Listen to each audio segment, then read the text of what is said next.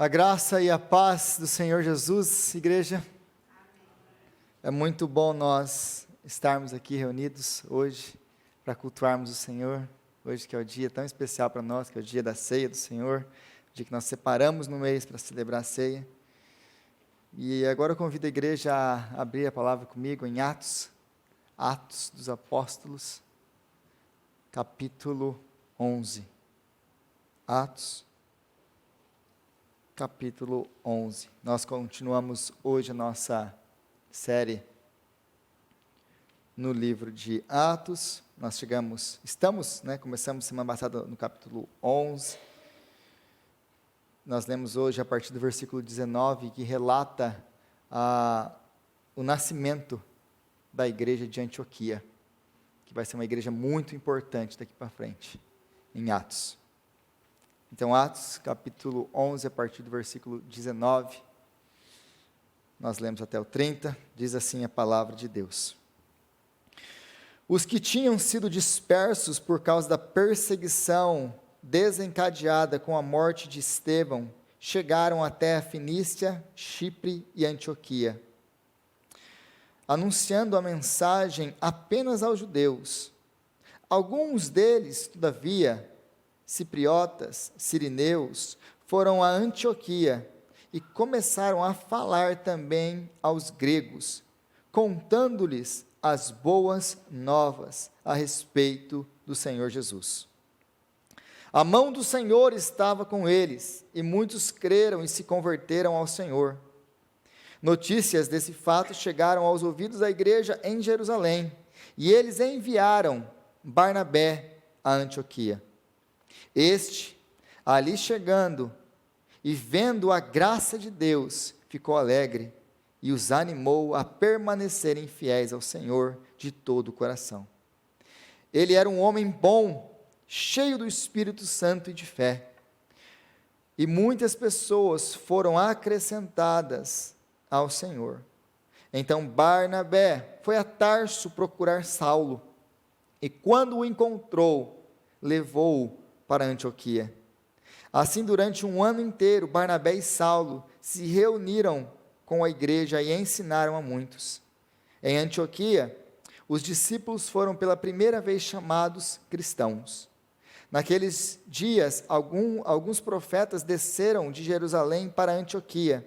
Um deles, Ágapo, levantou-se pelo Espírito, predisse que uma grande fome sobreviria a todo o mundo romano, o que aconteceu durante o reinado de Cláudio. Os discípulos, cada um segundo as suas possibilidades, decidiram providenciar ajuda para os irmãos que viviam na Judéia. E o fizeram enviando suas ofertas aos presbíteros pelas mãos de Barnabé e Saulo.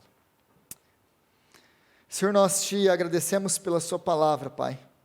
Palavra santa, palavra preciosa, palavra que transforma a vida.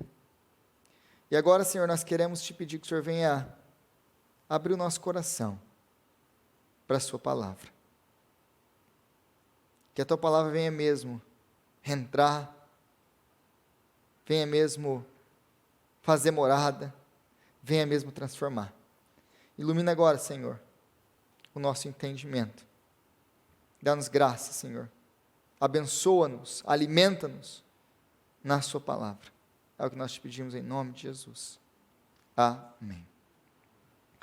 Então, hoje nós chegamos aqui no capítulo 11, no versículo 19, o nascimento da igreja de Antioquia.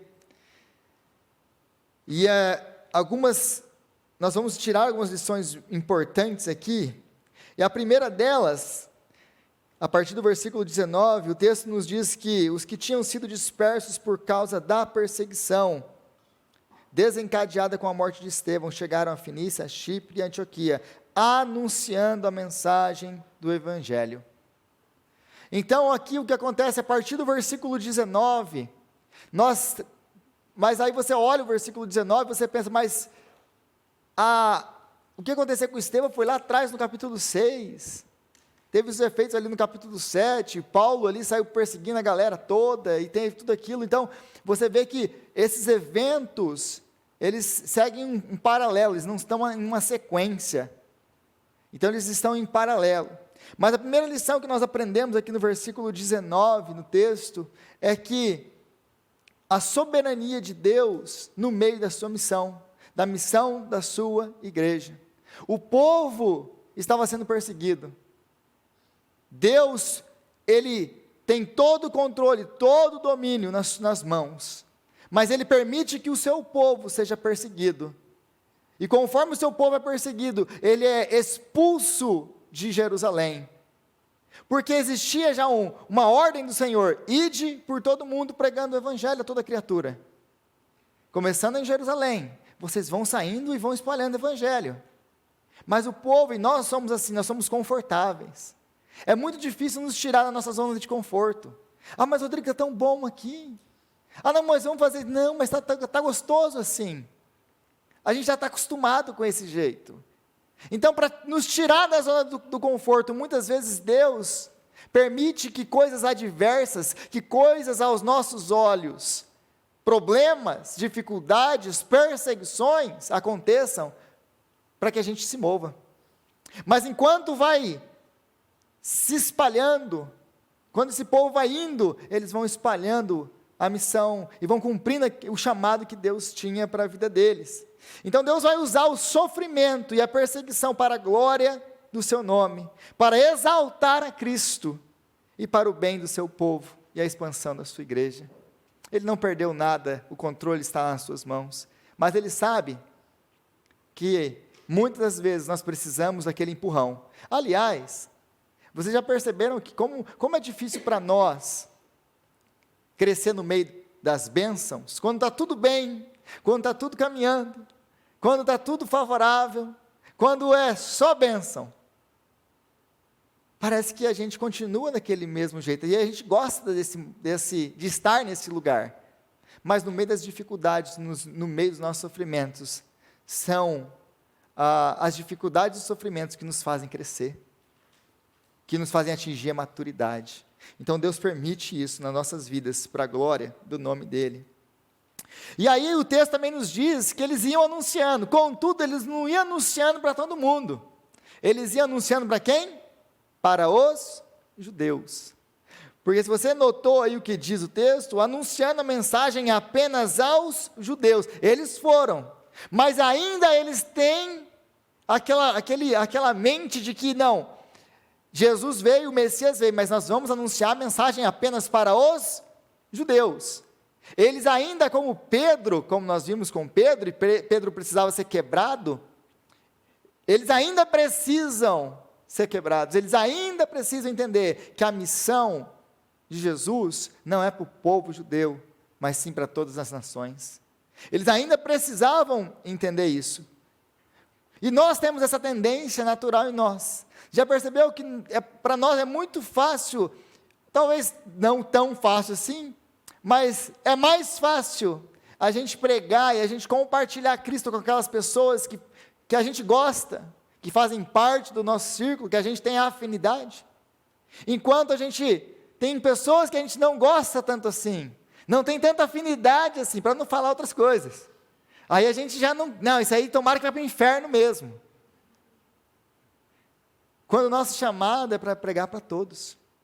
Nós não fomos chamados para pregar para aquelas pessoas que nós gostamos, para aquelas pessoas que fazem parte do nosso círculo social, para aquelas pessoas que a gente tem empatia. Nós fomos chamados para pregar a todos, sem distinção.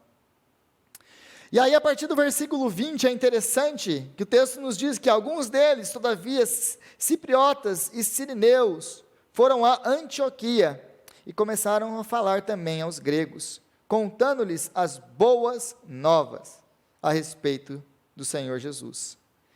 E esses cipriotas e sirineus, é interessante que esse povo, eles fazem parte de um povo que está no norte da África. E se você sabe onde é Antioquia, se você já viu o mapa, você vê Israel, Antioquia está no norte de Israel. E se você conhece um pouquinho ali do Oriente Médio, você sabe que a África está por outro lado. Então, uma vez que essas pessoas foram chamadas, uma vez que elas entenderam a mensagem do Evangelho, elas não voltam para casa. elas não vão para o norte da África, elas vão para onde? Para as missões. Elas vão compartilhar Cristo com outros, elas vão para Antioquia, elas pegam os seus barcos e começam a subir com a mensagem do Evangelho. E é interessante que eles não têm nome. O texto não nos fala, por exemplo, diferente de Barnabé, eles não têm nome. Por que eles não têm nome? Porque o texto não nos fala esses aqui que faziam parte desse grupo, porque eles não identificam nada. Por que o texto não fala nada? Por que o texto nos deixa anônimos? Porque eles são pessoas comuns, como você e como eu. Isso nos ensina que a pregação, a responsabilidade da pregação do Evangelho de Jesus Cristo, não é de pregadores profissionais, não é dos chamados, aquelas pessoas que foram chamados por Deus, não. Existem sim, Deus levanta, assim como nós vamos ver nesse texto ainda, líderes responsáveis pelo ensino da igreja, pessoas que Deus chamou com um dom específico, mas a responsabilidade de compartilhar a mensagem do Evangelho é para todos, é para mim, é para você. É por isso que eles não têm nome, são pessoas comuns, como você e como eu. Então, eles vão se espalhando e vão pregando a mensagem do Evangelho, porque no versículo 20 ainda, o texto vai nos falar o que eles estão pregando, eles não estão pregando qualquer coisa. E nós temos que entender uma coisa, nem tudo que se diz evangelho é evangelho, porque hoje em dia tem muita gente falando, olha, o evangelho, mas o evangelho é uma mensagem muito específica. Qual é a mensagem do evangelho? A mensagem do evangelho é uma mensagem de arrependimento. Arrependei-vos e crede. É um chamado ao arrependimento. Foi assim que João Batista começou o seu ministério. Foi assim que Jesus começou o seu ministério. Por que nós precisamos de arrependimento? Porque a palavra de Deus nos ensina que nós éramos, por natureza, inimigos de Deus. Existia em nós uma inimizade para com Deus. Mas nós precisamos, então, nos arrepender dos nossos pecados. A fé em Jesus Cristo, nós precisamos crer em Cristo, que Ele é o meio pelo qual Deus usa para nos salvar. Então nós nos arrependemos e cremos no Senhor Jesus. Nós não cremos em qualquer coisa, nós cremos no Senhor. Lembra aquilo que eu falei na última semana sobre o instrumento da fé? Quem salva é o instrumento da fé, não é a nossa fé. É a nossa fé colocada em Jesus. Em Jesus. Isso vai nos gerar o que? Mudança de vida. Você já não vai mais ser quem você era.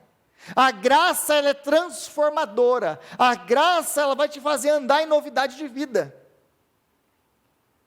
É impossível para o verdadeiro crente, aquela pessoa que se arrependeu, aquela pessoa que creu, aquela pessoa que o Espírito Santo habita, é impossível ela continuar vivendo da mesma maneira, porque uma vez que Cristo te encontrou, Ele vai te transformar. Ele vai te transformar. Então, a mensagem de mudança de vida. E nós temos paz com Deus. Nós temos paz com Deus. Agora nós já não somos mais inimigos de Deus. Nós somos filhos de Deus. Então, eles saem proclamando essa mensagem de paz com Deus. As boas novas, o Evangelho de Jesus Cristo. É por isso que o centro da pregação da palavra é sempre o Evangelho. E tudo que nós pregamos, nós temos que voltar e olhar e demonstrar o Evangelho. Porque toda a Escritura vai apontar para Cristo e para o seu Evangelho. Aí eles chegam em Antioquia. E é interessante que Antioquia é a terceira maior cidade do Império Romano. Ela é a terceira maior cidade do Império Romano. Os teólogos, aí os especialistas, os estudiosos, eles vão variar entre 250 a 500 mil pessoas na cidade. 500 mil de pessoas em uma cidade. É uma cidade, então, multicultural, porque ali nós temos governadores romanos que moram. É uma cidade militarmente muito ativa, no mesmo contexto que nós vimos na última semana. Mas é uma cidade também intelectual, de estudiosos, de filósofos. E é uma cidade também de muitos deuses e deusas e templos pagãos, que com isso vinha junto a imoralidade dos templos pagãos. Então é uma cidade que aos nossos olhos é a última cidade que a gente queria fazer parte. É a última cidade que a gente enviaria missionário. Fala assim, não, vamos enviar os caras lá para Las Vegas. Vai ser legal. Estamos precisando de uma galera lá. Não, mas Las Vegas, Rodrigo, você ficou louco. Ninguém vai escutar os missionários, a igreja não vai nem nascer. Quem quer escutar o evangelho em Las Vegas? É mais ou menos uma cidade assim, multicultural, uma cidade afundada na imoralidade, que Deus tem um plano para transformar. Porque nós fomos chamados para sair da nossa bolha e irmos. O chamado da igreja é ir, é ir. Então eles vão para essa cidade para poder fazer o quê? Ganhá-la para Cristo. Eles não têm medo. Eles vão e entram na cidade. É interessante como nós vamos ver nos próximos capítulos as estratégias do apóstolo Paulo de pregação. Você vai ver que o apóstolo Paulo, ele não, vamos plantar uma igreja onde? Qual que é a cidade? Ele não apenas, vamos plantar uma igreja por plantar uma igreja. Existe um cronograma, existe uma agenda, existe uma estratégia por trás de tudo isso. E é lógico, e é claro que o Senhor é o soberano no meio de tudo isso, como o texto aqui nos ensina e deixa muito claro. Ele é o soberano, mas nós devemos fazer os nossos planos, porque Deus nos deu inteligência para isso. Para fazermos estratégias, para traçarmos os planos, e o Senhor vai nos abençoando. E quando não é da vontade de Deus, Ele fecha as portas. Ele fecha as portas. Vai plantar uma igreja onde? Não, vamos plantar naquele bairro, mas é o bairro mais longe. Vai plantar tá bom, em que rua daquele bairro? Não, na última casa da última rua.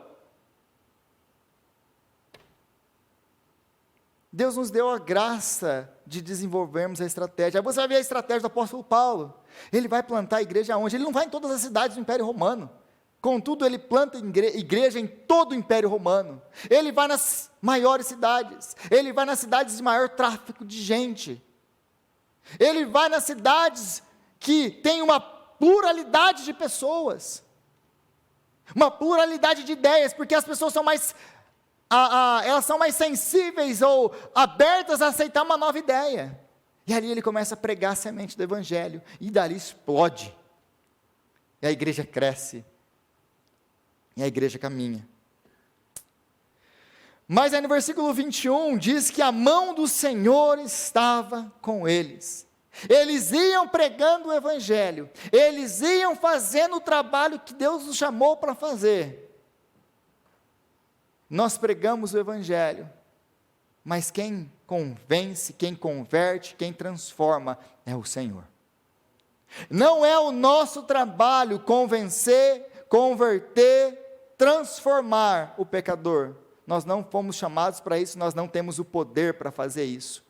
O nosso trabalho é pregar o evangelho a toda criatura, sermos fiéis ao Senhor, irmos e compartilharmos daquilo que o Senhor fez por nós, daquilo que é o evangelho de Jesus Cristo, da mensagem do evangelho, e é Deus quem vai dar os frutos do trabalho. Nós não nos preocupamos com o fruto, nós preocupamos em sermos fiéis a Deus, na pregação da sua palavra, no ensino da sua palavra, e é Ele quem vai dar o crescimento à sua igreja. Então nós pregamos, mas a salvação pertence ao Senhor. E a igreja de Jerusalém, versículo 22, notícias desse fato chegaram aos ouvidos da igreja em Jerusalém, e eles enviaram Barnabé a Antioquia. E por que a igreja de Jerusalém está xeretando em tudo isso? Parece que Jerusalém tem que colocar a mão em tudo. Parece que os caras são dominadores. Parece que os caras querem controlar todo mundo. Não pode nascer uma igreja que o cara quer mandar a gente. É isso que eles estão fazendo? Não. O que eles estão fazendo? Lembre-se, a igreja dos apóstolos está em Jerusalém. Deus deu a missão de dissipar e expandir a sua igreja aos seus apóstolos. Então, quando nasce uma nova igreja, o que acontece? Os apóstolos enviam pessoas para que essa igreja que está nascendo, vai lá ver o que está acontecendo lá, vai checar a teologia, vai ver se eles estão pregando que é verdade mesmo, para ter para ser atestado a veracidade da pregação do evangelho, para ver se está indo saudável, o que vocês precisam, como a gente pode ajudar. Então, para que os apóstolos pudessem atestar que aquela igreja é uma igreja genuína. Ele não sai brotando igreja do nada e ninguém faz nada, como é muito hoje, né? Aí eu chego aqui, eu me denomino apóstolo, segundo Sherlon, né, Sherlon? Agora eu sou apóstolo Rodrigo, e eu vou fazer isso. Não tem isso. Não vai lá ver o que está acontecendo naquela igreja. Manda alguém lá para Antioquia. E aliás, Lucas, ele quer nos registrar isso aqui, por quê? Porque isso aqui vai ser muito importante lá na frente. Antioquia vai ser a igreja base das missões do apóstolo Paulo. Então tem que haver uma conexão entre a igreja de Antioquia e os apóstolos. A autentificação dos apóstolos na igreja. Não, essa é uma igreja genuína, uma igreja verdadeira, que está ligada aos apóstolos. Não é uma invenção, não é uma coisa que o apóstolo Paulo, depois que foi mandado embora de Jerusalém, fundou para ele. E ele não tem nada a ver um com o outro. Imagina explicando isso depois. 2000 anos depois, está vendo? O apóstolo Paulo era um rebelde. Fundou a sua própria igreja, ele foi o primeiro rebelde da igreja. Foi o primeiro que saiu de Jerusalém para formar a sua própria igreja. Não, Lucas está querendo mostrar para nós que existia uma unidade dentro da igreja. Uma unidade. Existia muita divisão. Esse negócio de a igreja sempre foi unida, começou aí esse negócio dos evangélicos que separaram a igreja sempre teve divisão. Semana passada nós vimos que tinha um partido dos judeus, né, dos judaizantes, e aí a gente tem os de fala grega. Sempre teve divisão. Aliás, sempre correu o risco de fazer o quê? Desde o começo, de ter os judeus de fala grega, a igreja dos judeus de fala grega, primeira igreja dos judeus de fala grega de Jerusalém, primeira igreja dos judeus de fala hebraica de Jerusalém, desde o começo teve problemas com divisão. Então eles precisavam, a igreja de Jerusalém precisava atestar, e Lucas precisava registrar, porque Antioquia vai ser uma cidade muito importante nos próximos anos. Aliás, mesmo depois do tempo bíblico, Antioquia continua sendo uma igreja muito importante. Aí eles escolhem Barnabé para ir.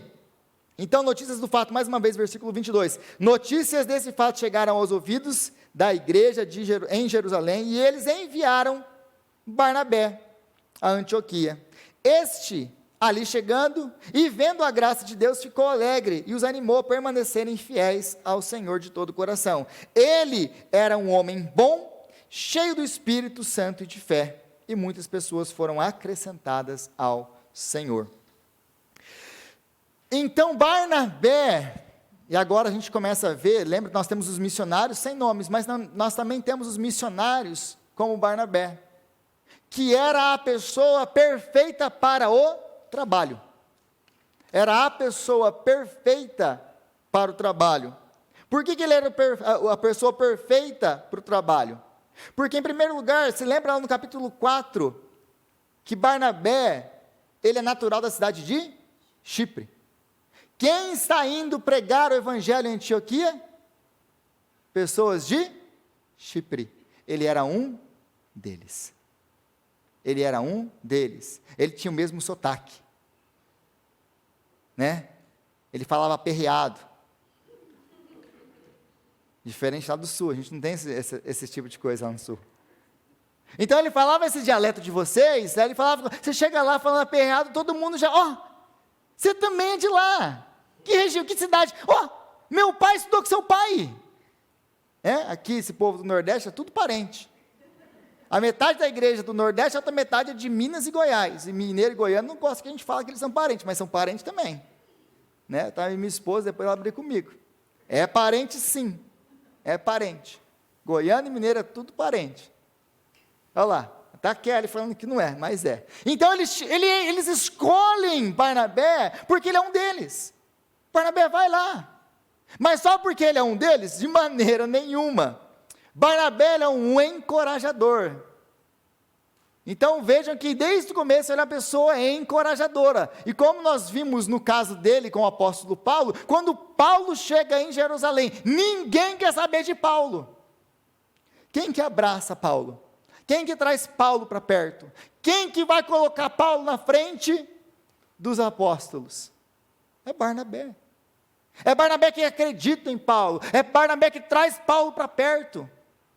Como ele faz aqui de novo. Estava falando com o Nilton, depois da pregação quando eu falo disso, quando eu falo de Barnabé, trazendo Paulo para perto. E a gente precisa de Barnabés na nossa vida. Aí o Nilton me falou que teve um pastor que abraçou ele quando ele chegou aqui, que foi um Barnabé para ele. Todos nós precisamos de Barnabés na nossa vida. E talvez você tenha alguém, porque eu tenho pessoas assim. Eu nunca vou me esquecer do pastor Zé Antônio. No dia que eu cheguei aqui no aeroporto, ele foi me buscar no aeroporto, eu nem o conheci, ele era pastor da minha mãe lá no Brasil, mas eu não conhecia. E ele me abraçou lá no aeroporto e falou assim, aqui a gente vai cuidar de você. Eu nunca esqueci disso. Aí você vem sozinho, sem conhecer ninguém, sem falar a língua, e aí a pessoa te abraça e fala, aqui a gente vai cuidar de você. E dali ele foi abrindo portas para o ministério para mim, outro depois veio o pastor Tales, também me abraçou, também abriu portas. Nós precisamos de Barnabés na nossa vida. Seja um Barnabé também. A pessoa que abraça, a pessoa que acolhe, a pessoa que encoraja. Porque imagina que eles mandem um outro judeu, porque lembra que Barnabé é um judeu de fala grega, ele não é um judeu nascido em Jerusalém. Agora, tem um contraste aqui do versículo 19 com Barnabé e com os outros de Chipre, que é o quê? Os primeiros, eles anunciam a mensagem apenas para os judeus. Imagina se os apóstolos chegam lá e escolhem, não, traz esse aqui de Jerusalém mesmo, e manda ele para lá. O que ele ia chegar lá e ver? Ele ia chegar lá e ver um monte de pagão, um monte de gente que acabou de sair do paganismo, que nem entendeu, ainda está meio misturado o negócio todo. Falou assim, não, acaba com esse negócio aqui, isso aqui é heresia.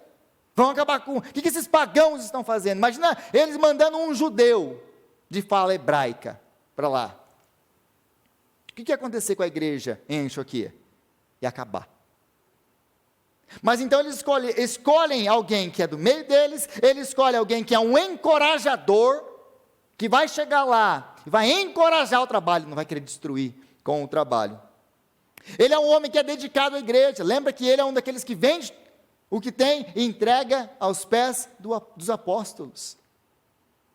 Ele é um homem dedicado ao serviço do Senhor, que mais uma vez traz pessoas para perto. Mas aí no versículo 24 ele fala 3 coisas sobre Barnabé. Ele é o quê? Ele é um homem bom. Ele é um homem bom.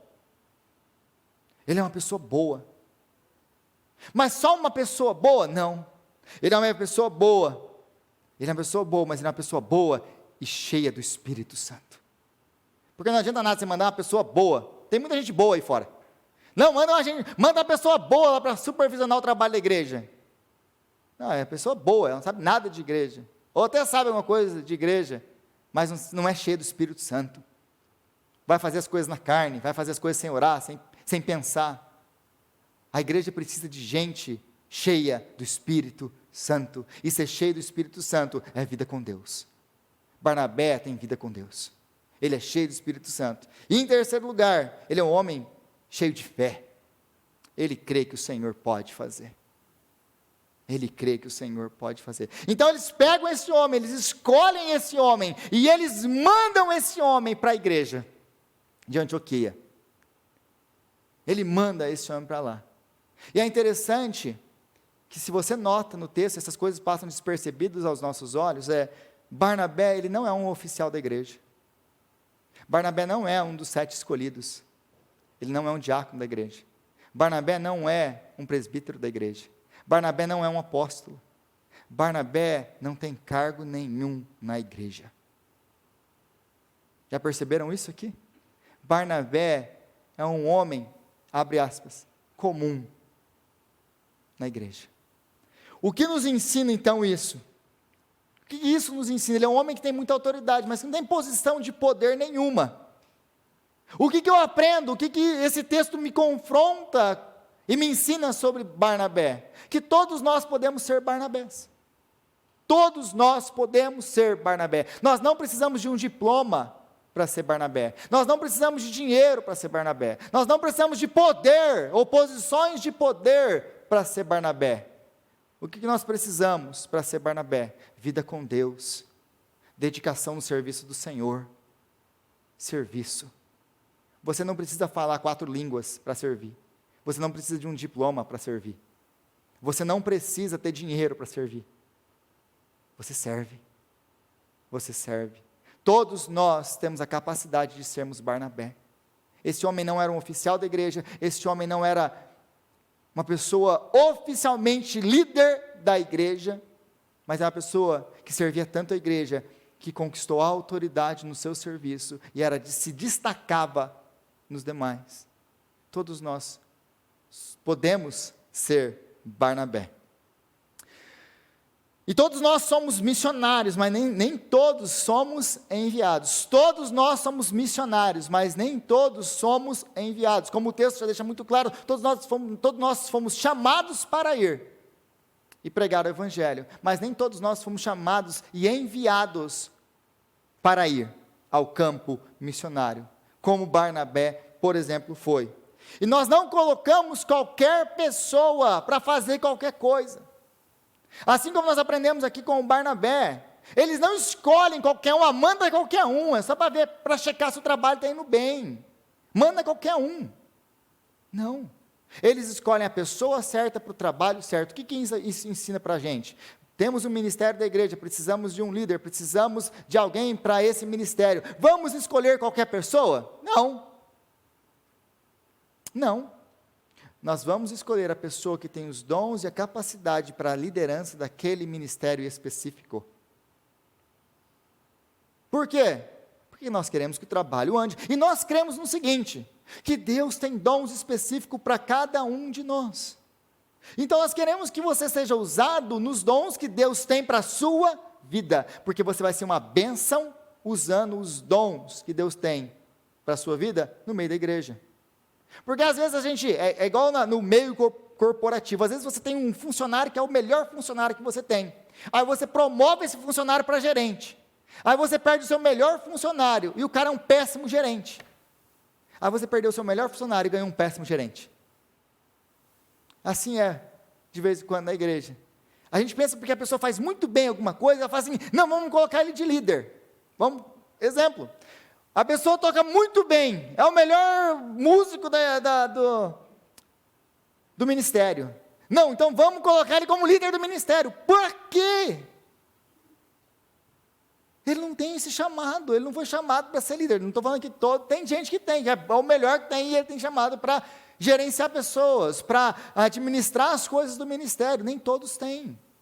Então nós temos que estar sensíveis a isso. Sensíveis a isso. Aí, chegando lá, o texto nos diz que Barnabé faz 3 coisas. Ele chega em Antioquia e ele viu, se alegrou e exortou. Ele viu, ele se alegrou e ele exortou. Ele chega lá, e ele não chega lá e fala, olha que legal, está tudo acontecendo muito bem aqui. Ele chega e analisa, ele viu, ele para, ele olha, ele analisa o que está acontecendo. Ele vai acompanhar aquilo ali por algumas semanas, ele vai analisar o que está acontecendo. Não é que a pessoa chegou na igreja ali hoje, viu um bocado de gente aí, e fala assim, que legal! Não, é verdade, hoje Jerusalém está tudo tranquilo aqui, é aquilo ali mesmo. Não, ele acompanha, ele vê, ele analisa, para ver como aquela igreja está indo. E quando ele percebe a graça de Deus, quando ele vê a graça de Deus no meio daquele povo, ele se alegra. Ele se alegra. E é importante isso aqui, por quê?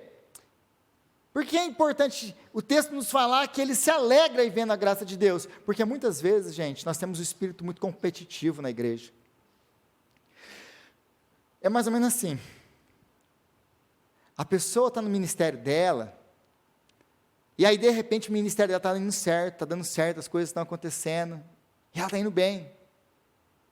E as vidas estão vindo e o ministério está crescendo. Aí o outro olha, e em vez de se alegrar com a graça de Deus que está sendo derramada naquele lugar, nossa, eu não acredito que isso está acontecendo lá. Só pode ser falcatrua, só pode ser mentiraiado, tem alguma coisa que eles estão fazendo lá. Mas para Barnabé não existe isso, ele não tem esse espírito de competitividade. Ele não está preocupado, nossa, a igreja de Antioquia está crescendo muito mais do que a igreja de Jerusalém. Ele não, ele olha para tudo aquilo, ele analisa e vê, e ele se alegra com a graça de Deus, com aquilo que Deus está fazendo em Antioquia.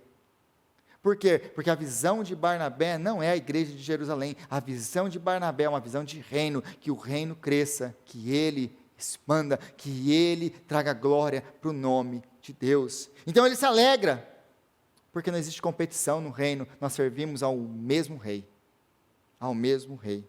e então ele exorta a continuarem, a permanecerem no caminho. O que essa palavra diz aqui, o que elas ensinam para nós? Ele exorta a igreja a continuar no caminho. Ele quer uma igreja madura, porque como diz a parábola do semeador, é muito fácil vir na alegria, é muito fácil, rapidinho eles aceitam a mensagem do evangelho, mas quando vem as provas, quando vem as tentações, quando vem os sofrimentos, eles abandonam. Então ele vem e ele começa a insistir com ele, na verdade, e a palavra no grego aqui é contínuo, ele não para, ele não exortou-os no passado a ficarem na palavra ou a permanecerem fiéis, ele exortou e continuou exortando continuamente, através da palavra de Deus, o que eles deveriam fazer, para que houvesse maturidade. Porque muitas vezes a gente chega, a gente está todo emocionado, cheio de sentimento, aí acabam os sentimentos, a gente abandona o caminhar com Cristo. Barnabé, ele queria ver uma igreja madura, sólida na palavra. E para isso, ele entende uma outra coisa. Tem alguém muito melhor do que eu nesse negócio de ensinar a Bíblia. Tem alguém, aliás, que foi treinado para isso. Tem alguém, aliás, que está até aqui perto. Vou lá buscar ele. Porque aí a partir do versículo 25, diz, então Barnabé foi a Tarso procurar Saulo, e quando o encontrou, levou-o para Antioquia. Assim, durante 1 ano inteiro, Barnabé e Saulo se reuniram com a igreja e ensinaram a muitos. É interessante que o texto fala Barnabé e Saulo, mas lá na frente, isso vai mudar. Vai ser Saulo, ou Paulo e Barnabé. Paulo vai tomar a dianteira. Paulo vai ser o líder da missão. E é interessante, a gente aprende aqui com Barnabé, que assim como Barnabé ele foi escolhido como pessoa certa para o trabalho, agora ele vai escolher outra pessoa certa para o trabalho que ele está começando em Antioquia. Ele entende que existe alguém que faz isso aqui melhor do que eu, e eu vou lá buscar ele. E ele não tem medo de perder a sua posição na igreja. Ele não tem medo de perder a sua posição de respeito. Esse homem não tem problema com posição. Esse homem não deseja posição. Esse homem tem um desejo no coração dele, que a igreja cresça e que a glória de Deus seja manifesta. Ele quer uma igreja madura. Então é por isso que ele vai trazer o quê? Mais uma vez, Paulo para perto. Ele já conhecia Paulo. Ele já teve encontro com Paulo. E mais uma vez ele vai trazer Paulo para perto, para estar com ele, para trabalhar junto com ele. E ele vai ser, eventualmente, chamado por Deus, junto com o Paulo, para fazer a sua primeira viagem missionária com o apóstolo Paulo. Então ele sabia que Saulo, ou Paulo, era a pessoa certa para o trabalho, mas ele não tinha medo de perder a sua posição. Como nossos ministérios seriam diferentes, se a gente reconhecesse que tem gente mais capacitada para fazer aquilo que a gente faz, e a gente chamasse essas pessoas para perto. Porque, via de regra, o que acontece é, nossa, aquela pessoa é mais capacitada que eu, aí a gente quer tirar ela de lá. Não, põe ela em outra coisa, manda fazer outra coisa. Aqui eu estou cuidando já. Por quê? Porque nós temos medo de perder. Meus irmãos, isso não é uma competição. Nós trabalhamos juntos para a glória do Senhor. Aí, a partir do versículo 25, ou continuando no versículo 25, eles falam aqui, o texto nos diz que eles ensinaram, eles juntaram a igreja, essa igreja que tinha acabado de ser plantada, eles juntaram essa igreja, agora com auxílio do apóstolo Paulo, ainda Saulo, e eles vão ensinar a igreja durante um ano,